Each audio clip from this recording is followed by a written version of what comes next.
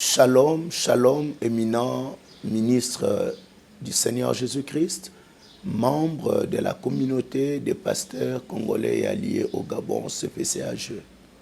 En ce jour du 12 décembre 2022, nous venons de totaliser un an à la tête de cette grande communauté que vous nous avez fait confiance de diriger. Nous bénissons l'Éternel Dieu pour le 1 an de travail que nous venions de bâtir ensemble avec vous. Nous lui rendons gloire pour ce que nous venions de réaliser jusqu'en ce jour. Cette journée, je l'ai souhaité passer ensemble avec vous. Nous devions organiser un moment fraternel autour d'un pot, savoir nous échanger des idées, partager un morceau de pain.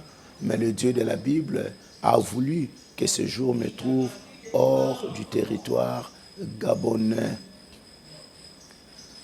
Qu'est-ce que je peux dire? En ce jour, je commence d'abord par remercier tous les membres en général qui ont pris conscience que la réussite de notre communauté passe par l'effort des uns et des autres. Ceux-là qui ont parvenu à mettre les moyens qu'ils avaient au profit de la communauté pour que notre communauté avance, pour que notre communauté rayonne de joie, de gloire telle que nous le voyons aujourd'hui. Je remercie vivement également tous les membres du bureau pour leurs efforts multiformes qu'ils ont mis au profit de tous les autres. Je viens ici dire un vibrant remerciement au niveau du présidium. Je cite le docteur Jephté Moulumba Ngandou comme premier vice-président et le révérend Théodore Beya, le deuxième vice-président, pour tout ce qu'ils venaient de faire. Leur présence à mes côtés a été d'une très grande bénédiction pendant cette année que nous venons de passer. C'est pour cette raison que je viens ici leur dire merci devant tout le monde et demander également à tous les autres de venir s'adhérer dans ce que nous sommes en train d'entreprendre. Il est à noter, la CPCAG n'est pas une affaire d'une seule personne. La CPCAG, c'est cette grande famille que Dieu nous a donnée à l'étranger. Ainsi, il est question que chacun de nous prenne conscience de son rôle à jouer au sein de la communauté et de l'importance de cette communauté. Aujourd'hui, nous pouvons être forts dans notre coin, mais l'avenir nous réserve un certain nombre de choses. Et il serait même avantageux pour nous d'être forts et venir au secours des faibles tels que la parole de Dieu nous le déclare. C'est le moment que les uns et les autres se mobilisent autour de notre idéal commun pour le progrès de la communauté. En un an, l'heure n'est pas encore au bilan. Si nous pouvons regarder la manière que nous sommes en train de travailler, pour les uns, nous recevons les félicitations parce qu'ils estiment que nous avons très bien travaillé. Nous rendons gloire au Seigneur pour cela. Et aux autres également, estiment que jusque-là, nous n'avons pas fait grand-chose. Ils n'ont pas tort. Sûrement, ils attendaient plus de nous. Dans mon esprit, dans notre esprit au niveau du bureau, nous sommes dans une forme de mi-temps. La date d'aujourd'hui marque un nouveau départ pour le 1 an qui nous reste. Et d'ailleurs, je suis en train de réaliser combien le 2 ans qui nous est donné est tellement petit par rapport à ce que nous portons dans notre esprit, dans notre cœur, pour le bonheur de notre communauté. C'est pour cette raison que nous avons commencé déjà la révision des textes pour donner un élan approprié à notre communauté pour l'avancement de cela. À ce qui concerne les domaines financiers, en un an, au jour d'aujourd'hui, jour pour jour, 1 an, notre communauté n'a pas moins d'1,4 million francs dans notre compte. Il n'a pas moins d'1,4 million.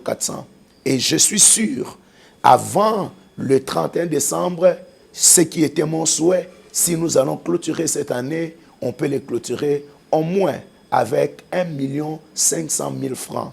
Ceci est le fruit du travail que nous avons abattu ensemble. Malgré la réticence et la négligence des uns des autres autour des cotisations mensuelles, mais tout ce que nous avons mis en place comme stratégie aujourd'hui commence à produire les fruits. Ce travail que nous faisons, c'est pour le bonheur de tous, je le répète. Ainsi, je demande aux frères et sœurs, d'abord, qu'ils soient en retard dans leurs cotisations mensuelles. Alors que nous nous préparons pour les fêtes, je vous encourage, mes frères et sœurs, d'essayer de vous acquitter à vos dettes par rapport aux cotisations mensuelles. Je le crois de tout mon cœur. Toute personne est capable d'avoir le nécessaire. Vous êtes des révérends, vous êtes des hommes de Dieu bénis, je le crois. Ce n'est pas un 10 000, 20 000, 30 000 qui peut vous dépasser. Ne négligez pas cela, puisque ce que vous faites aujourd'hui, c'est ce qui vous servira demain. Rassurez-vous, pendant que nous sommes encore là, dirigeant cette communauté, portant cette charge sur nos épaules, les assistances seront désormais proportionnelles à votre participation, à votre cotisation. Ça veut dire quoi au terme clair? Ça signifierait ceci. Désormais, lorsque vous avez un cas, nous avons un cas, quelqu'un qui est malade, quelqu'un qui a perdu quelqu'un, tout ce que nous connaissons, d'abord nous nous référons à notre charte sociale, nous allons voir ce que notre statut dit et nous allons aller regarder la participation des uns et des autres. Votre présence comptera pour vous apporter les soutiens nécessaires. Votre cotisation mensuelle comptera pour vous apporter les soutiens qui vous est dû. Et votre assistance au cas des autres, on en tiendra désormais compte. Avant d'assister quelqu'un, nous allons afficher les cotisations des uns et des autres, que chacun voie ce que cette personne-là éprouvait à participer. C'est alors que nous allons déclencher les recouvrements pour vous venir en aide. Mes frères et sœurs, ce que vous auriez fait dans le passé ne sera pas une motivation pour nous de vous venir en aide. C'est plutôt ce que vous faites au présent qui nous aiderait. Ce n'est pas parce que hier j'ai servi et qu'aujourd'hui je vais lâcher la prise, me reposer, abandonner, que nous allons rester dans l'histoire. Non, nous avançons avec ceux-là qui avancent. Je vous encourage, ne négligez pas cette grande communauté que Dieu nous donne. Nombreux, nous en sommes témoins. Ni t'étais cette communauté, aujourd'hui serait déjà sous-sol. Ni t'étais cette communauté, aujourd'hui il y a des ministères qui ne seraient même plus debout, vous en savez. C'est pour cette raison, je vous encourage. Il y a des personnes que nous connaissons encore dans le pays ou dans la ville qui ne sont pas encore entrés, qui nous observent au loin. Tirez ces gens-là, encouragez ces gens-là, montrez-leur l'importance de ce que nous sommes en train d'entreprendre. Qu'ils viennent également se mettre avec nous.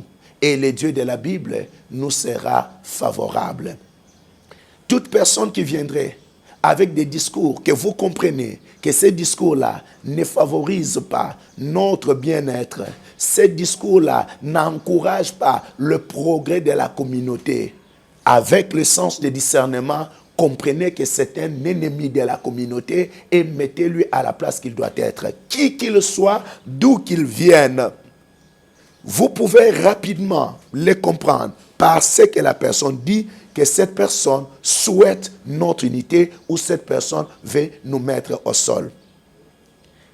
Que gagnerait-il de voir qu'il y a certaines personnes qui étaient avec nous qui se sont retirées parce que l'un ou l'autre aurait dit? Non, nous le disons, unis nous sommes forts. la Bible déclare, Éphésiens et Ecclésiaste autant pour moi, chapitre 4, le verset 9 à 12. Deux valent mieux qu'un, parce qu'ils tirent un bon salaire de leur travail. Malheur à celui qui est seul et qui tombe sans avoir un second pour le relever. Si une personne est très forte contre l'autre, deux peuvent le résister et la corde à trois fils ne seront pas facilement. Je vous bénis, je demande que les saints anges de Dieu assurent votre sécurité, que les Très-Hauts vous donnent une longue vie, qu'il sécurise vos familles, qu'il sécurise votre ministère. L'heure est venue.